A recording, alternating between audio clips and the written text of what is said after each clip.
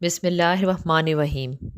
اللہ تعالیٰ کے قول، اسی طرح ہم نے تمہیں عدل امت بنایا تاکہ تم قیامت کے دن دوسری امتوں پر گواہی دو اور رسول صلی اللہ علیہ وآلہ وسلم تم پر گواہ ہو جائیں۔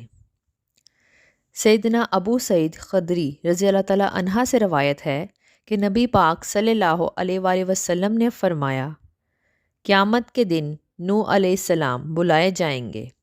وہ عرض کریں گے، میں حاضر ہوں اے پروردگار، جو حکم ہو بجا لاؤں۔ اللہ تعالیٰ فرمائے گا، کیا تم نے لوگوں کو ہمارے احکام بتا دیے تھے؟ وہ کہیں گے، ہاں۔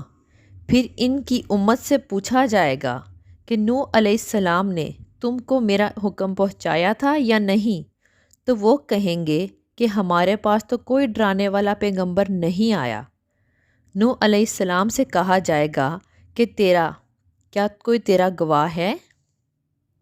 وہ عرض کریں گے، محمد صلی اللہ علیہ وآلہ وسلم اور ان کی امت کے لوگ گواہ ہیں۔ پھر اس امت کے لوگ گواہی دیں گے کہ نوح علیہ السلام نے اللہ کا پیغام اپنی امت کو پہنچا دیا تھا، اور پیغمبر محمد صلی اللہ علیہ وآلہ وسلم تم پر گواہ بنیں گے۔ پس اللہ تعالیٰ کے اس قول کا یہی مطلب ہے کہ ہم نے اسی طرح تمہیں عدل امت بنایا ہے تاکہ تم لوگوں پر گواہ ہو جاؤ اور رسول صلی اللہ علیہ وآلہ وسلم تم پر گواہ ہو جائیں۔